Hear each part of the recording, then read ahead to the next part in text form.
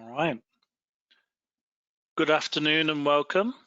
My name is Andy Johnston. I'm the head of training. I'm just waiting for more attendees, so you just hold a second. I hope it's okay near you, not too many floods or not too much snow,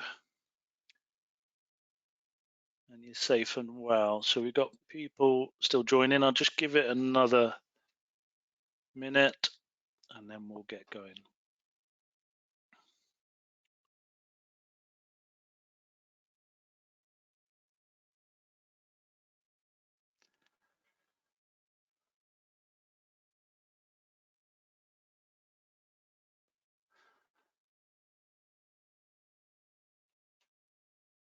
Okay. There's a few more people coming in, but I'll get started. Welcome to our Building Your Career as an Information Security Auditor or Implementer. My name's Andy Johnston. I'm the Global Head of Training. We cover a whole host of GRC subjects in training, in particular 27001, hence this webinar topic. A whole host of cyber security training, whether you want to be an engineer or a manager, data protection training in this country, GDPR, or in the States, such as California Privacy Act, hacking, Microsoft kind of stuff. So we cover all of those across a number of regions. Today we have with us Alan Calder, our founder and executive chairman of IT Governance. Welcome, Alan.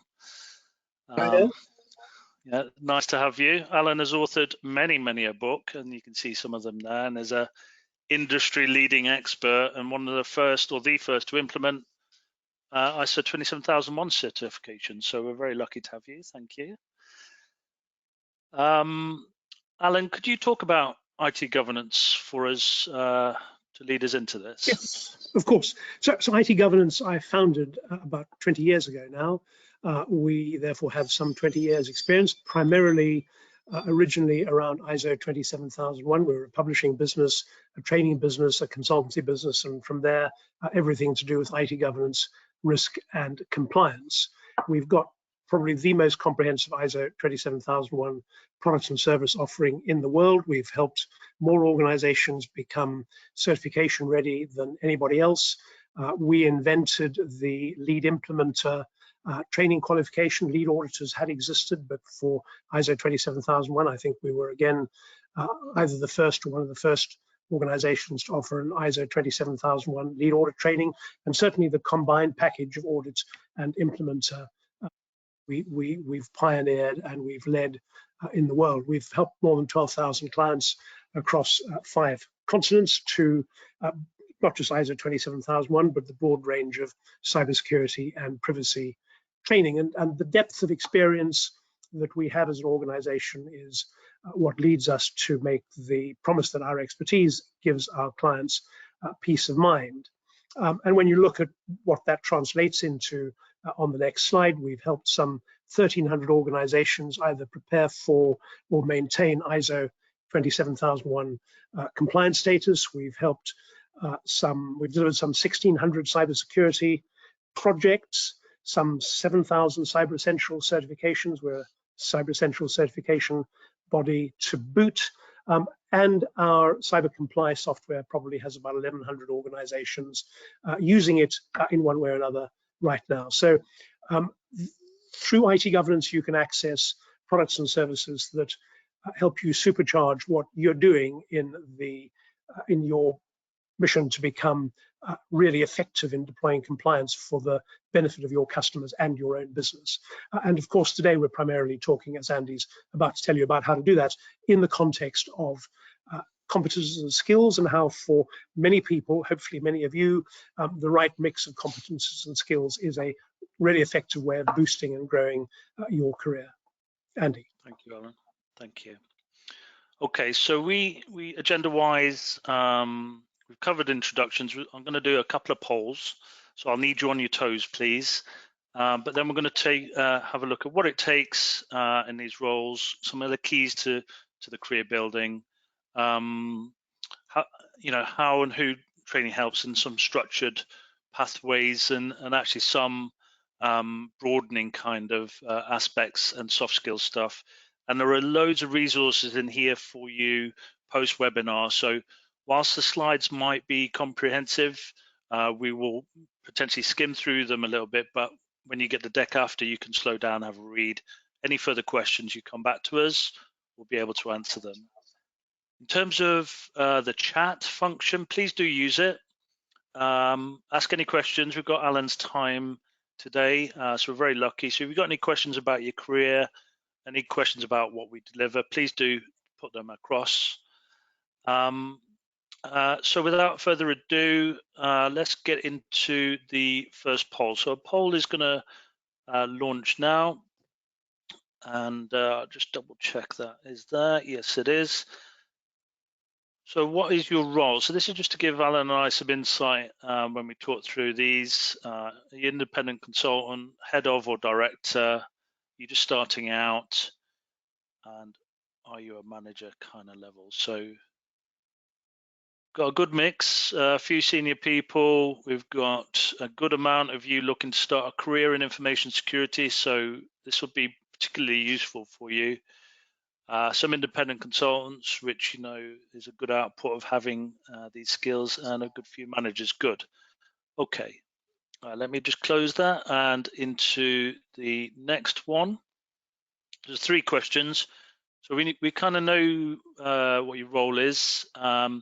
What qualifications do you hold? So you may have heard of these or not, but do you have none? Have you got the implementer or auditor? Or equivalent, foundation level or equivalent. So let us know broadly where you are. Okay, so I mean, there's quite a lot of you on here, and interestingly, around about 60% without those qualifications. So that's a good starting point for building your career, as we will talk about shortly. And finally, whereabouts do you work? Because there are some additional context we can share with you. Which region do you operate in? Try to think of your business operations. So if it's globally, rather than just yourself, obviously it'd be great if you lived across multiple regions. I wish I could do that. Follow the sun around the globe.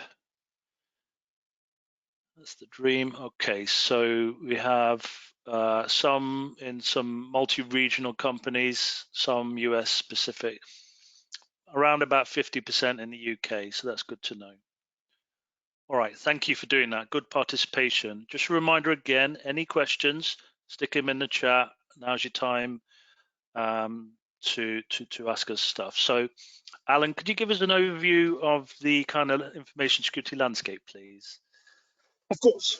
And my perspective on today's information security landscape is that traditional cybersecurity solutions simply aren't working. All of the money which organizations spend millions and billions on technology solutions to improve cybersecurity clearly aren't doing a good job. And there are 4 cyber breaches I picked out pretty well at random. Just towards the end of last year. If I tried to keep the slide up to date, I'd be changing it about every half an hour, because there is a new organization that turns out that what it thought was good, effective cybersecurity isn't, and it's breached, and it's going to cost it a very large amount of money. In a Reuters poll at the back end of last year, cybercrime, German business, would cost it 206 billion euros last year, with 52% of companies thinking that cyber attacks were existential. They threatened their existence. So all of the money being spent on cyber crime, cybersecurity isn't doing its job. And there are a couple of reasons for that. The first is that the threat landscape is changing. The attack surface is expanding from the traditional tight perimeter, everybody working in an office with on-prem technical services, physical boundaries, technical boundaries. We've expanded. People work all over the place. They travel around. They work from wherever they find themselves. They work on a multiple range of different devices. They work in the cloud. You have data in the cloud. You have data in transit. You have Internet of Things. You have a whole range of ways that people can work, which of course is terrifically flexible, really be productive, but it gives attackers lots and lots of opportunities, because the broader the attack surface, the more holes they can find in it. And that means that information security has shifted from being a simple job protecting a defined perimeter and physical environment, physical and digital environment, to one which is now extremely difficult because of that expanding threat landscape. And at exactly the same time as that's happening, your threat horizon, as you look up and go, what's coming towards us, your threat horizon is getting to be more and more crowded. Cyber criminals are sharp, they're effective, they've got a very good business model. They know that most organizations think that technology is the way to solve cyber risk, and it isn't. So cyber criminals keep on coming up with new and very effective methods of breaking into organizations and stealing their crown jewels. And all of the things that you read about all the time, zero-day exploits, DNS attacks, SQL injection attacks, malware, all of those now being exploded by what false data can do, what everything around imaging can do, what attackers can do with copies of voice. There's so much more that attackers can do to take advantage of human weaknesses. And that's the key thing that you've got to focus on when you look at the threat horizon, is that it's focused on human beings, and how do you get a human being to click on a link, download something they shouldn't, do something they shouldn't, because that gets you into the organization. The way that the world looks at cybersecurity, or to put it more particularly, the way your customers look at cybersecurity, is they say increasingly, are you secure and are you compliant? The reality is that regulators are pushing out more and more laws around cybersecurity in the EU, in the US, in the UK, and there will be more and more of those globally, because regulators understand that technology is not doing the job, and that organizations need to focus on governance, risk management, and compliance, on people-focused security. And so as organizations build compliance, get effective at compliance, making sure compliance is generally working, that builds trust with their customers. And the more they build trust with their customers, the more they're able to grow. The compliance helps you in tenders, it helps you get operating licenses in particular sectors, it helps with different technologies you've got. So if you pay through SWIFT, for instance, if you're a SWIFT processing bank, there's a set of compliance requirements. So you've got to think about how do you do that. And of course, the heart of most compliance activity today is ISO 27001. It might not be name checked, but the requirements of 27001, confidentiality, integrity, and availability, are at the heart of virtually every other single legal or contractual framework, whether it's PCI DSS, whether it's ISO 22301, 27018, 19, DORA. You could virtually say big chunks of DORA are basically an expanded version of what ISO 27001 says. And for those of you not aware, DORA is the Digital Operational Resilience Act, the European Union Act that applies to every sector in the financial, every organization in the financial sector in the EU, and for which people have to be compliant by the 17th of January 2025. And that compliance and complexity makes life harder and harder and harder for organizations seeking to build trust through compliance. And that then brings you into the whole issue of how, as an organization, do you tackle compliance?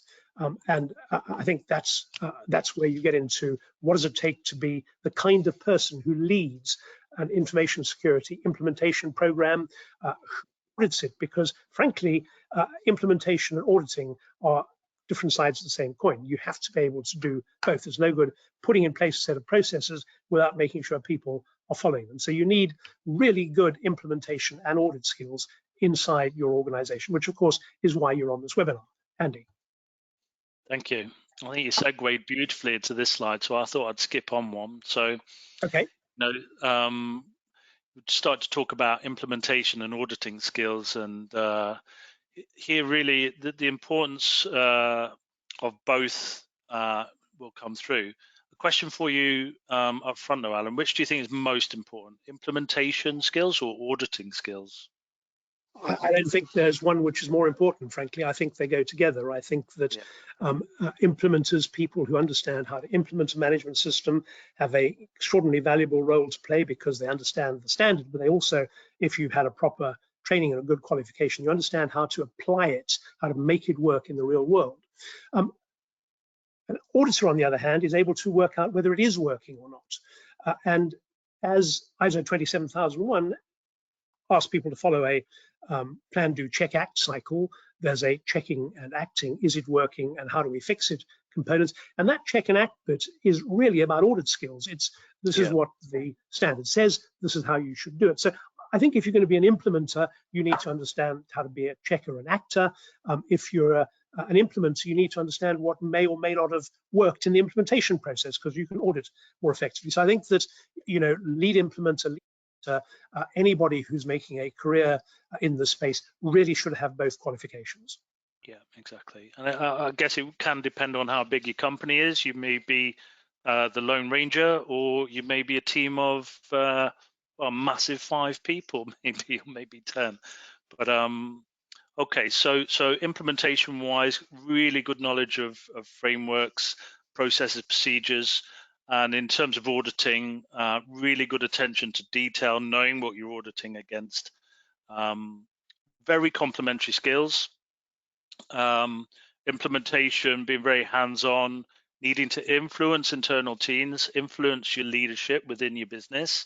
And auditing-wise, kind of being hands-off, but evaluating and having attention to detail. And Alan has just kind of put across, both are needed, both are very complementary. So if you are going to pursue a career in this area, it is recommended that you learn around about the standards that affect you, which are 27001, but also regulations, and learn how to audit and actually do the auditing to gain the experience. The better you get at it, the more experience you can talk about with prospective employers or your current employers, and you can expand your career through there. But play to your strengths. So quite often you're double hatting. There are pros and cons to each, but like Alan said, and just to reiterate, you need to be able to check for conformance. I think that's the right word, Alan. Conformance to your plans, and to then implement or recommend actions or changes to your own internal plans. If you're a consultant and you're auditing, you might find the audit experience is more pertinent, certainly leading teams. And Alan's talked about the lead auditor kind of training that's available to you. So as you build your career, it's really important to, at the beginning, I guess a little bit like learning to drive, you can be clunky, you can be box ticking. When you first start out, you do your first audits, you check in the boxes, it may not really kind of hit home in terms of the importance of what you're doing and why, but that's where you'll inevitably start. Once you move from up the scale in terms of your experience, gaining experience through auditing, you should gain more competence and obviously become consciously competent. Okay, and by doing so in your career, you obviously build up stories of your audits, your experience, to be able to refer to leaders within a business about how to remedy situations and what actions to take. And you'll build up a good portfolio of experience to relate to potential employers or your current employers, and therefore make you more employable.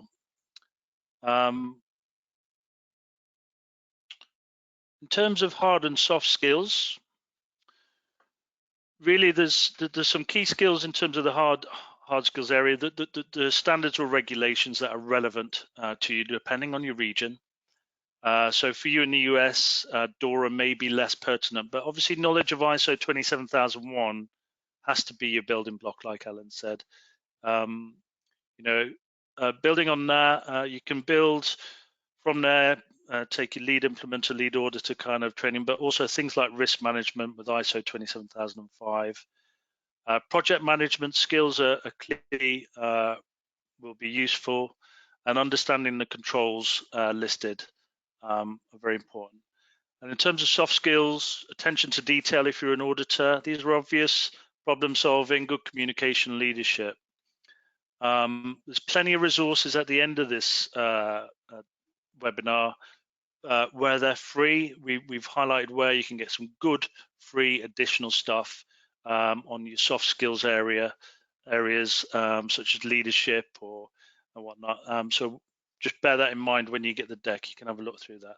Alan, have you got anything more you can add here, or have I just about covered that? Okay. I think it's pretty well covered. The kind of going back to the point you were making earlier about developing skills and competence through your working career. One of the real benefits that an experienced auditor or implementer can bring either to an employer or to a client is the experience, is the ability to say, well, I've seen this a multiple number of times before, and actually there is a more efficient, more effective way of meeting this requirement of ISO 27001, or there is a more efficient way of dealing with this particular risk, or here are some threats that you haven't thought about that I've seen in a number of similar organizations. And that experience is a very big part of where, as a double-hatted, if you like, professional, you can bring that level of competence and experience to play with an organization. So that kind of complementary skills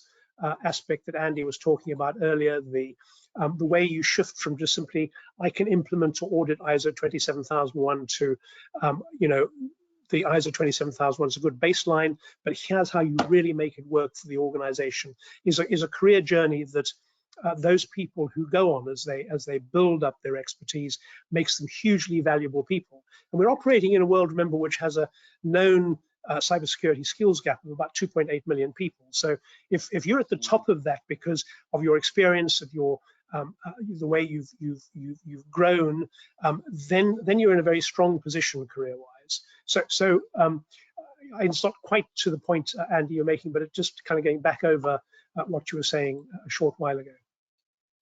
Yeah, and it's kind of led us into kind of this, being drawn together by experience, which I think you've covered very well.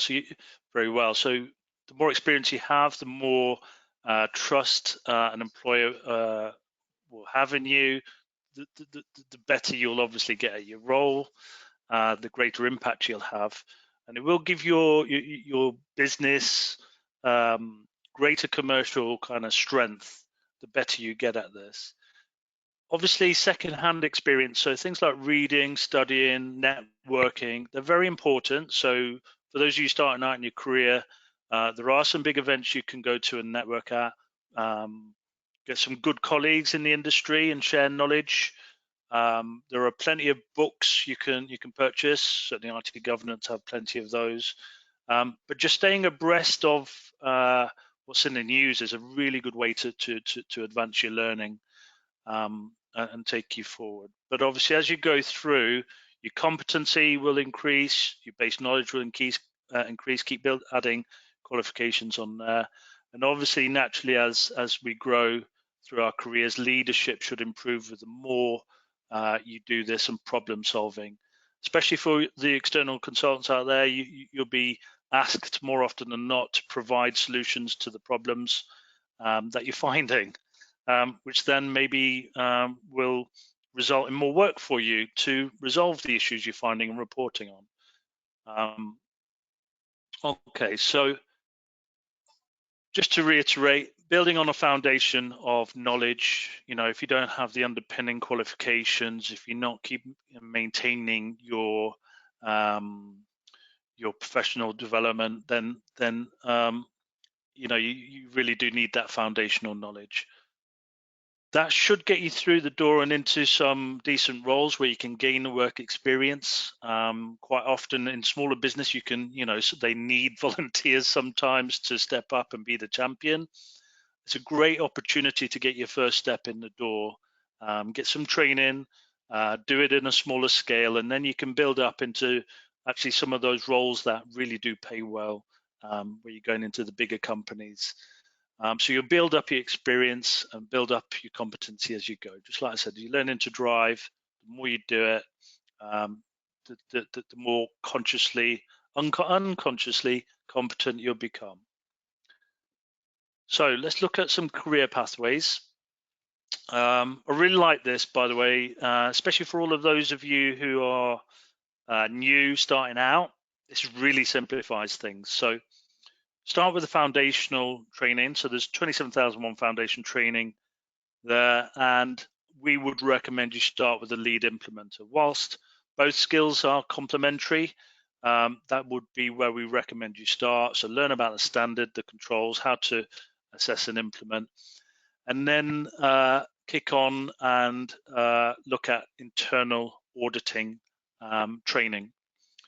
That will allow you to deal with your kind of small to medium businesses. If it's just you on your own, you don't need to lead a team for auditors. So that's a good little pathway. Now, when you develop, then maybe get into bigger businesses, you can kick on and do your lead audit training.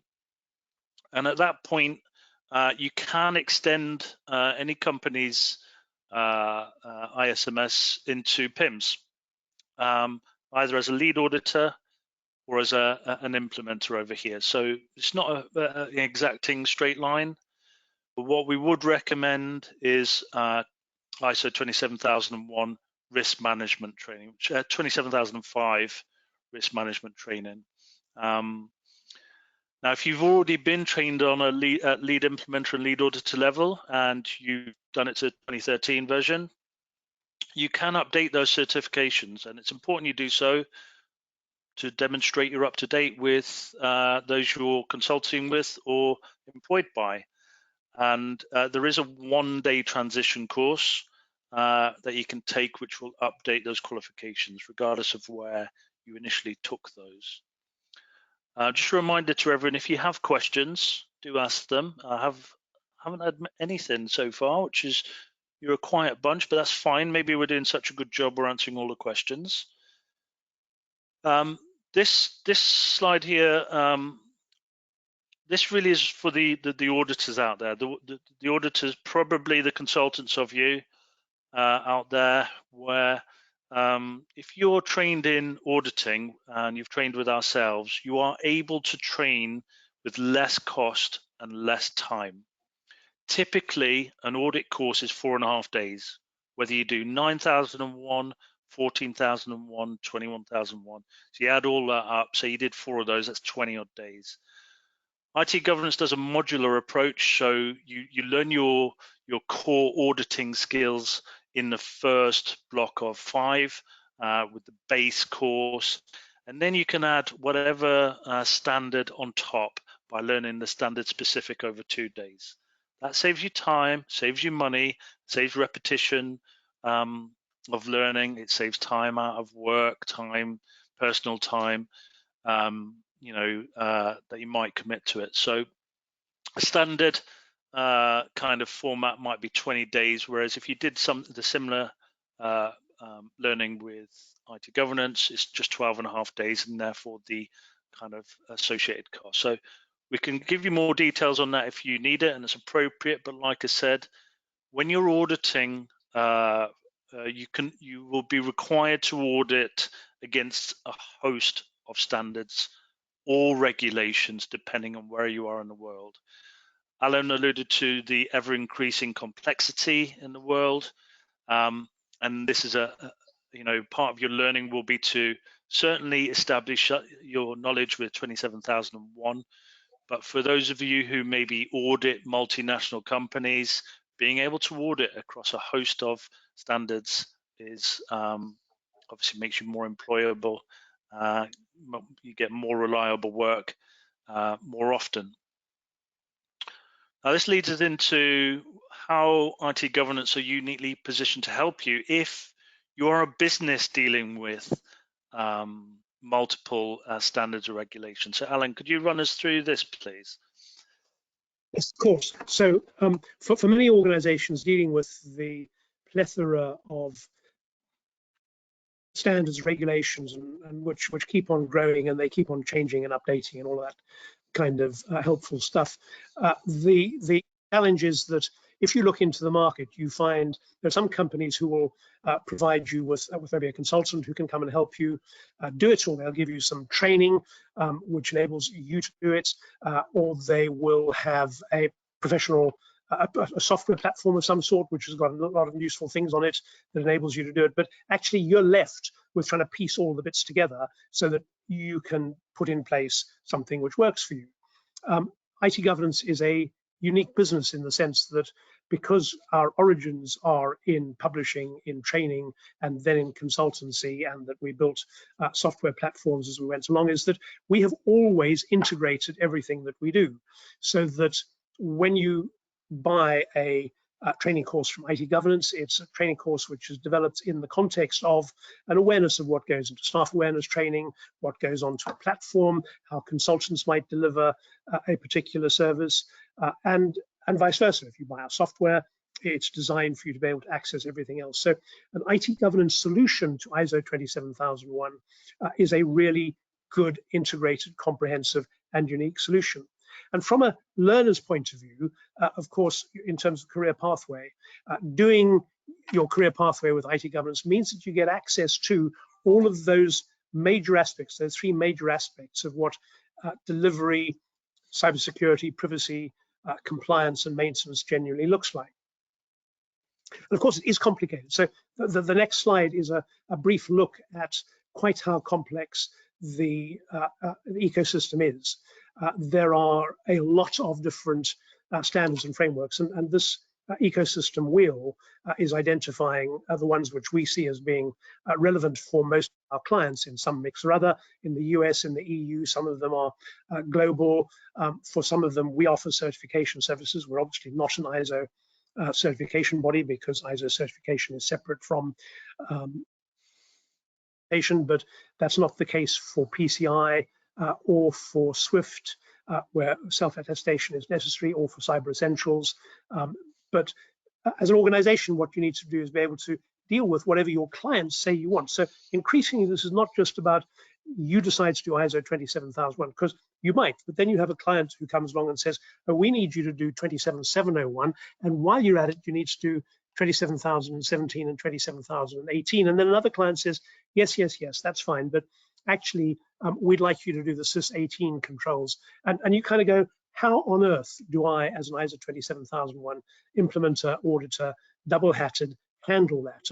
And a platform helps you do that. Grounding in the core discipline of how to system, a CINA-based management system with the risk assessment, is the core grounding that enables you to deal with everything else. And increasingly, you will find organizations deploying platforms, cloud-based platforms, that bring all of the functionality that they need to give them a robust supporting environment for their management systems. The existence of a platform on its own without consultancy support and training is a disaster, in just the same way as for organizations, just one bit of the mix is not enough. And so coming to IT governance, doing a training course here, again, gets exposure to all the broad that clients, customers, your employer, whoever it might be, are dealing with, and puts you in a position where you have experience of how to operate in this emerging world where a platform for managing cyber compliance is fundamental to how the world in future. Thank you, Alan. Yeah, and you know, simplifying complexity anywhere is worth, you know, so much in terms of your effort and financial effort and personal effort. So you know, those are there to help you. So in terms of learning around what might you might be required to handle, you can extend beyond the core 27001 training into things like business continuity management, into DORA, for example, For those of you in the EU, we're the only provider with a comprehensive range of certified training, again, first to market, built by experts. And you can continue to kind of learn around things like PCI or data protection, and kind of grow on there and build your knowledge as required. So it's never linear. It's appropriate to you, your business, your priorities. You can focus on risk in terms of, in particular, I would recommend the incident response course. It's very important, very valuable. That actually is delivered by one of our experts, Cliff Martin. So for those of you who are a little bit more advanced, I would recommend that. It's only a one-day course. And then data protection, depending on your region, obviously, but UK and EU specifics important. You understand GDPR. It's an inherent part of regulation you need to comply to. 27001 sets out how you can be compliant. And there are training courses which, whether you just get foundational knowledge or you want to become a master, at the top end, which would hold a lot of kudos and a high salary. So you can broaden across a number of subjects. In America, we have the SEC regulation, I think, coming through.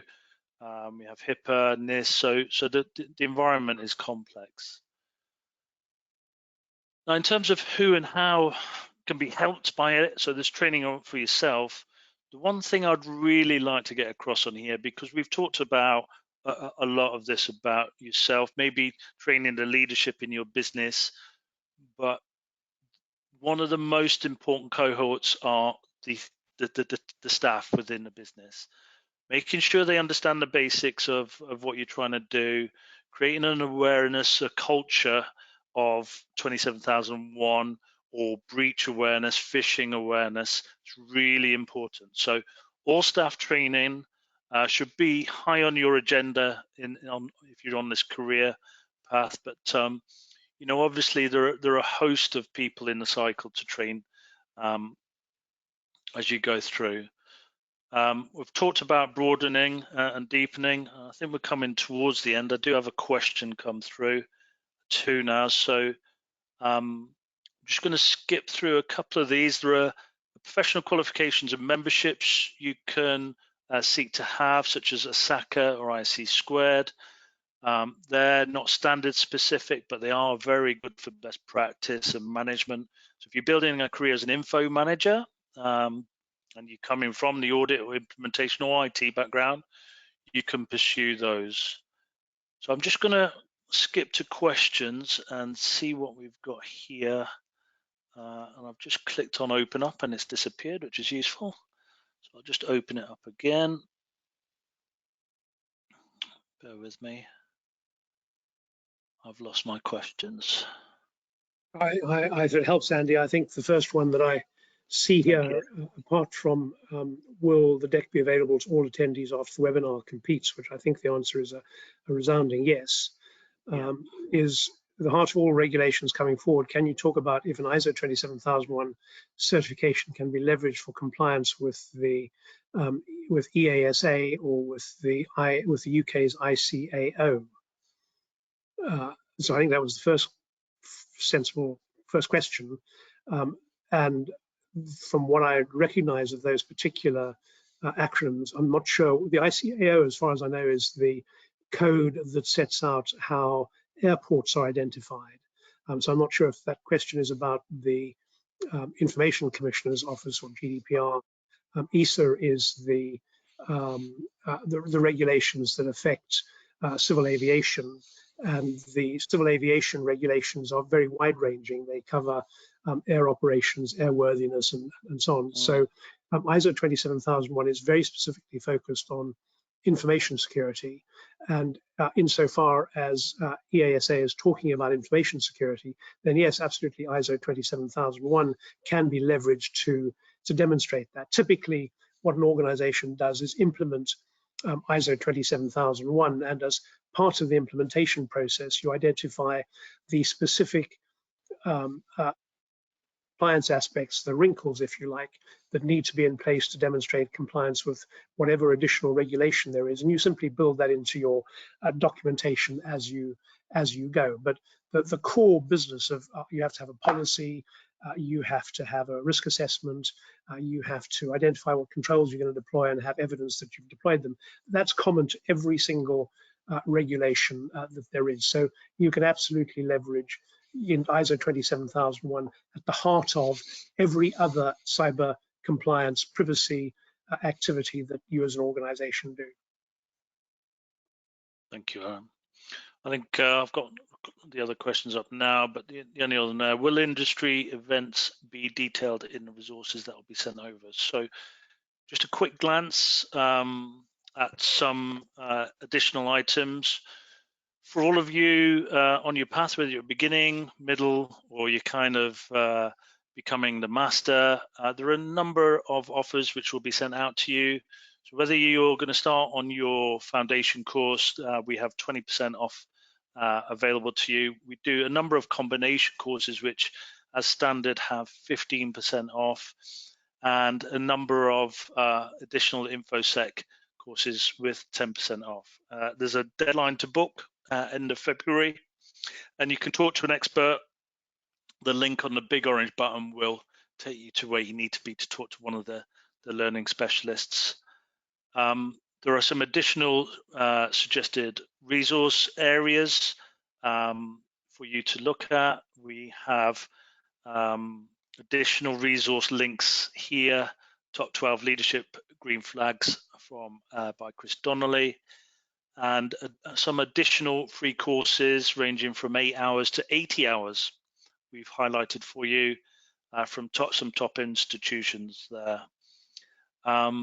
If you have any questions, if you want to explore more with us, you can do so. Either hit the big orange button like I said before, or give us a call or mail us, and we will help you out as much as we can. Our next webinar is around ethical hacking towards back end of January, if that's of interest to some of you. But other than that, and without any other questions, thank you, everyone. And thank you, Alan. Pleasure. Thank you, folks. I hope you have a secure rest of this week. Bye-bye. Yeah, likewise. Thanks, everyone. Have a good afternoon.